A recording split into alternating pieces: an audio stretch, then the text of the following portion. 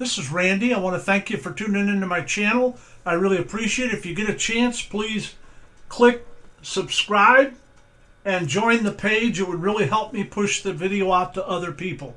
Also, if you make a comment, I'll get back to you just as quick as I can. And if you click like, that would be even better too also. We're going to talk today about behind every smile. Behind every smile, there's a lot of people that are brokenhearted. Some people just put on a facade and smile and go on with their day when they're broken inside and having all sorts of problems. So we're going to talk about that today. Isaiah 35, 3 and 4. Say to those with anxious heart. Have you ever had an anxious heart? Take courage, fear not. The Lord tells us, fear not. You'll see that a lot in the Bible. The Lord says, fear not. But a lot of people still fear. It says, behold, your God will come with a vengeance. The recompense of God will come, but he will save you. God will save you. If you're his child, the Lord will save you. And he tells us to take courage and fear not. You might meet someone today who just found out that they have cancer. And you're talking to them and you say, are you hearing what I'm saying? It seems like they're not there. You don't know. They maybe have found out they had cancer. They might have found out by being served with divorce papers that they're going to get a divorce, which they didn't know anything about. All right? And so things like this happens to people. Sometimes we're thinking about problems, but we put that smile on to let everybody think that everything's wonderful when it's not wonderful. You might meet somebody today or tomorrow that lost their job. Maybe they've been on the job several years and they told them, we don't need you no more, or we're letting you go, and they don't even give them a reason. And you see them smile at the store and you think everything's all right, but behind that smile, there's someone that's hurting. So we need to realize that. And some people may have just found out and got served with papers that they're losing their home, that they're foreclosing on their home, or their car was repossessed that day and they have no car. But they got a smile on their face. Some people can do that. Most people can't. You'll see on the accountants on their face, they're going through problems, but a lot of people put a smile on. And we need to realize that behind every smile, behind every Bible, behind every person that goes to church, there are people that are having problems. And there are people that face real struggles. And there are people that need hope. And they need positive words. And the person you smile to today, that may be the only smile they get. That person that you reach out to and say, well, I hope you're having a good day. How's everything going? All right? If they tell you your problems, pray with them. Tell them you feel their pain. You've been down some roads that they've been down. If they don't, and they just say, well, really appreciate the prayer, you don't know how much. You don't know what people are going through. Just because they got a smile on their face doesn't mean that everything's all right. In Isaiah 50 and verse 10 it says, who among you fears the Lord and obeys the word of his servant? Let him who walks in the dark, who has no light, trust in the name of the Lord and rely on his God. We're supposed to trust in God and rely on him. Not the government, not someone else, not some insurance company. We need to rely on God and put our trust in God. We have to realize that a lot of people put smiles on their face, but not everything's all right. If you walk by your own light and you reject God's word and you become self-sufficient, and the result of self-sufficiency is torment sometimes. Why? When we replace everything with our confidence and our own intelligence and our own abilities and our own appearance, and that we become more important instead of God. And we risk torment when our strengths fade away. Why? Because we're putting our trust in us. If you don't know whether to go forward, to the side, or back, you've been torn here and there in a CERN, you got to say, look, I'm going to wait on God. I'm going to ask God to give me the strength. Maybe someone will come up to me and give me a word. Maybe the Lord will put in my spirit what I should do next. Don't make rational decisions, life-changing decisions, when you're emotionally bankrupt and you're feeling horrible and your emotions are all over the place, that is not the time to do that. So we need to realize behind every smile, there's hurting people. We're facing inflation right now that's very high. At one point, I don't know where it's at right now, but a few months ago, it was at a 40-year high. We haven't seen this kind of inflation. So if you're 40 years old or younger, you've never seen this kind of inflation. Gas prices fluctuate up, down, up, down, up, down. They can jump 25, 35 cents in one night. People that live from paycheck to paycheck, people that are struggling to put food on the table and pay their house payment or their rent payment, if you raise the gas price 35 cents a gallon, and let's just say 20 gallons, depends if they're driving a truck or a SUV or whatever, that's $7 more out of your pocket just to fill your tank that you wasn't planning on, you didn't have budgeted. And so we need to realize that people are struggling and prices are fluctuating in many families. And I realize that a lot of people put themselves in this position. I mean, I was in the car business 25 years as a manager. I even owned my own car lot for 4 years while I was pastoring. And let me tell you something, a lot of people spend more than they have. And they live sort of like our government does. Our government, I don't know why they keep doing it. We're going to give this country $110 million. All right? We don't have $110 million, but they borrow it. We're going to give this country $150 million. Well, they borrow it. They just keep going further in debt. 25 trillion in debt, 30 trillion in debt, 33 trillion in debt. And they just keep borrowing, keep giving money they don't have. Let me tell you something. You only kick the can so far down the road. And someday somebody's got to pick the can up and they got to pay. And so I'm not trying to get political here. It's not Democrat, Republican, independent, whatever. I'm telling you, you can't live your life like our government does. Don't look to the government. They're a poor example of how you should live your life because they spend millions, and billions of dollars that they don't have.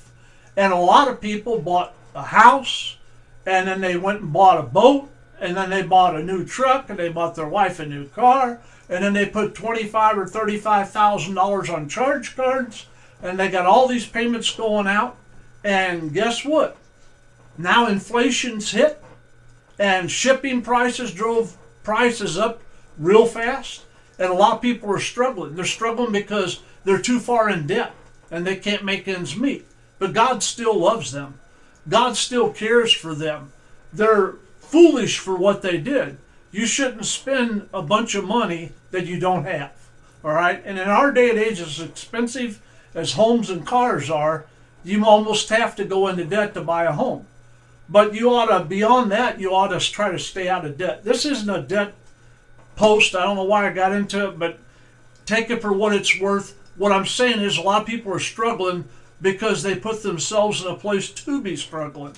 But still, we should have compassion and care for people, even though they didn't manage things right.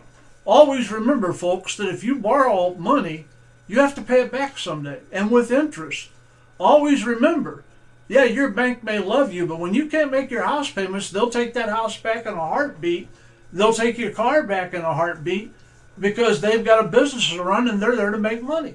And so we need to realize that behind every smile may be someone who's losing their home. Maybe someone who's sick in their body. Maybe someone that can't face up to the problems they've created themselves. Let me tell you a little something here. I'll throw it in about my personal life, all right? My father passed away on Wednesday, November 17th. Saturday, November 20th was my father's funeral.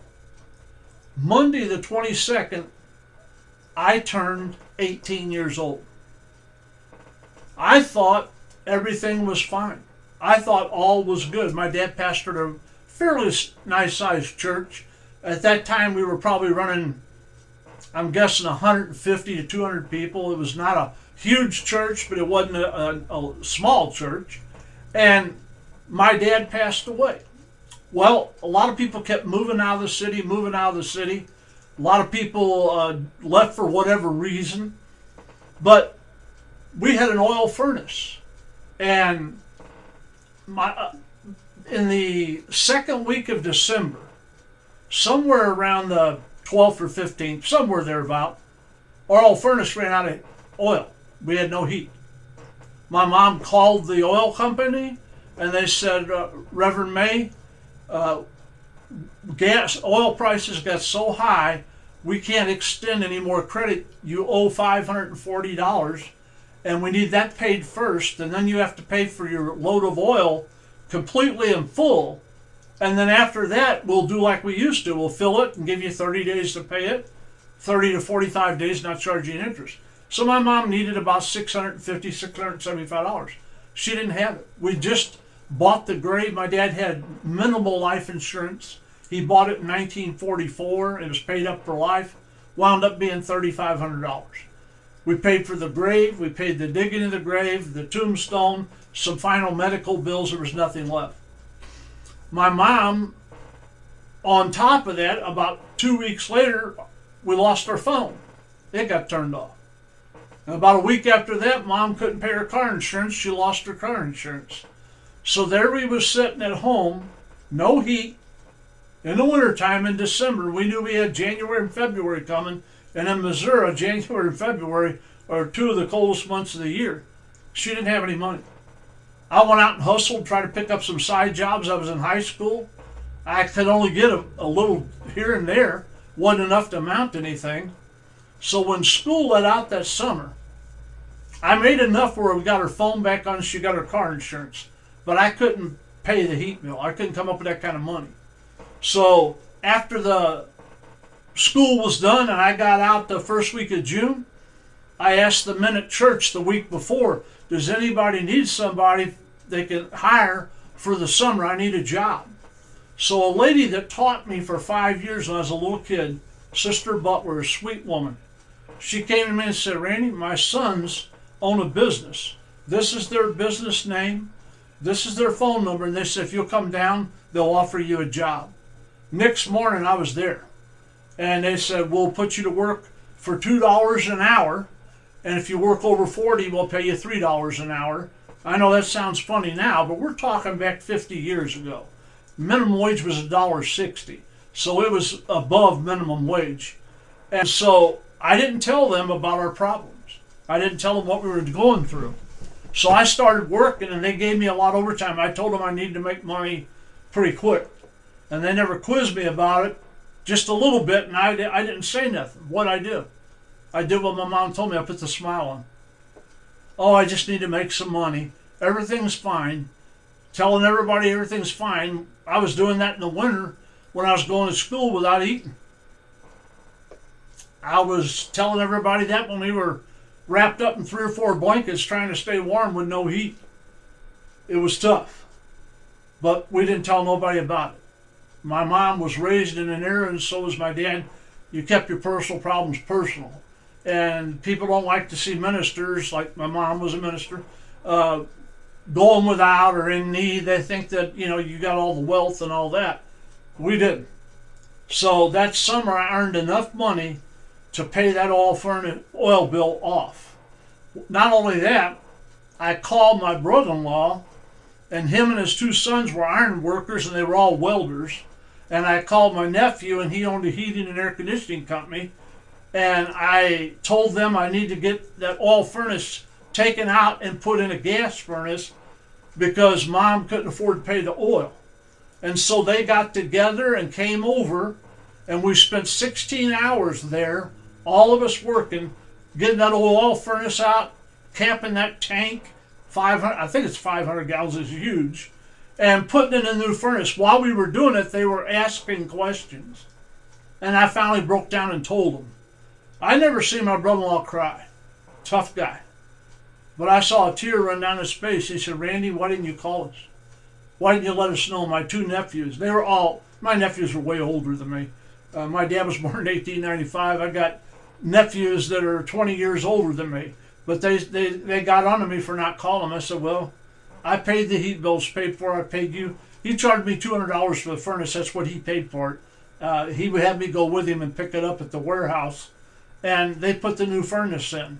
So when it came time to go back to school, I told those guys, I said, look, I need a job.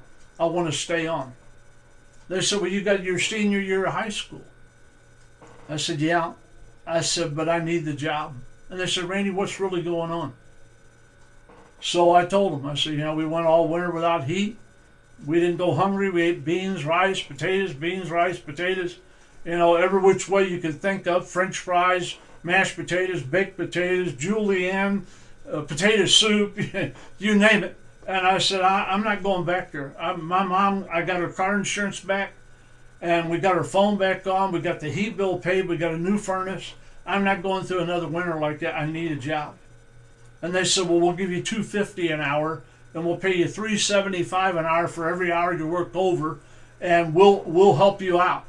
And so they, not only that, when I went back to work the next week, I talked to them on a Friday. When I went back Monday, they gave me a $100 bonus.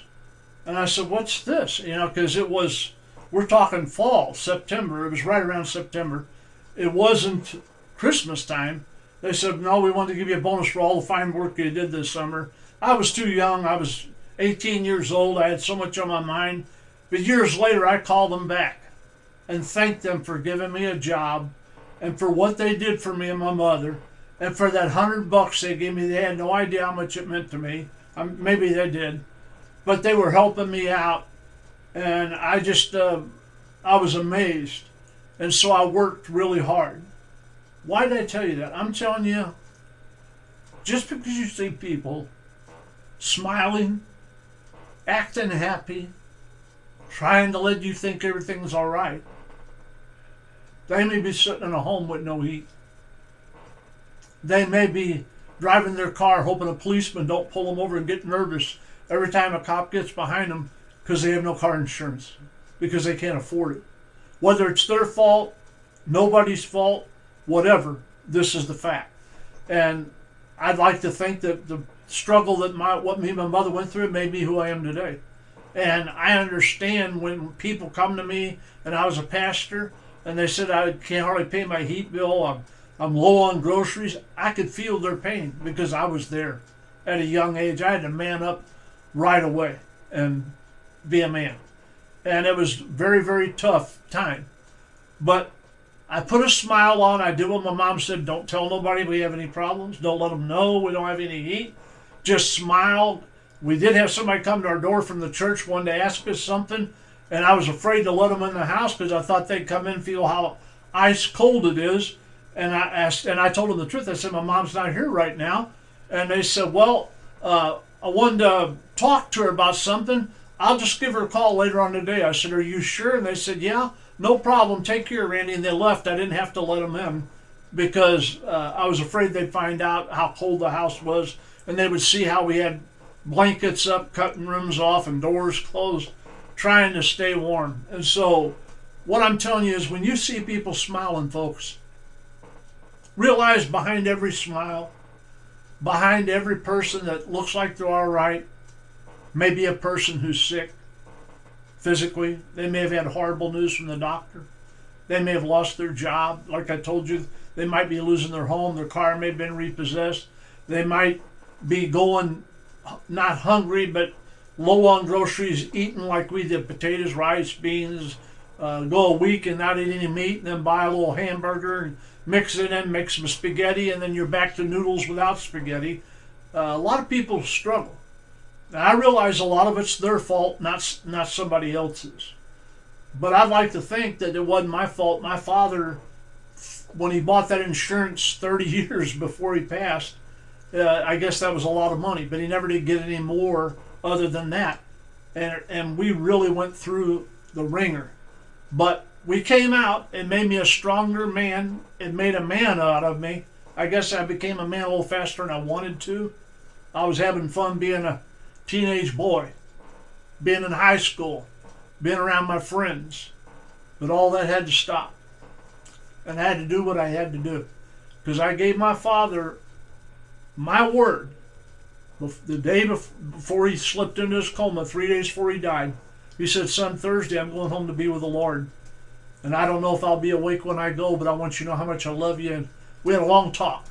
And then he said, always take care of your mom. Promise me you'll watch after her and take care of her. I said, Dad, you have my word. And he knew it. And I did. And I never left my mother.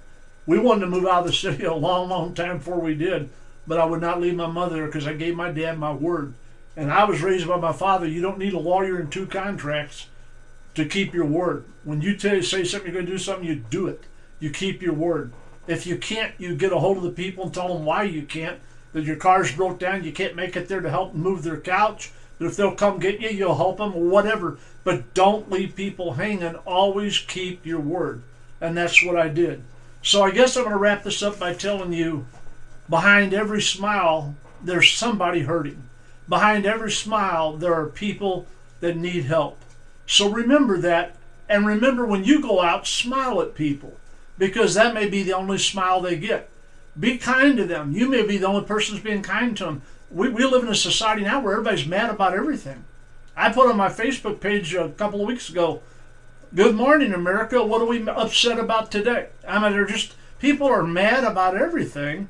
And so we need to realize, put a smile on, and also remember the people that have those smiles, some of them are facing real problems. And we need to be kind to them. Be you kind one to another, the Bible says. I want to thank you for your time, this time. Till next time, so long. God bless you and have a wonderful day.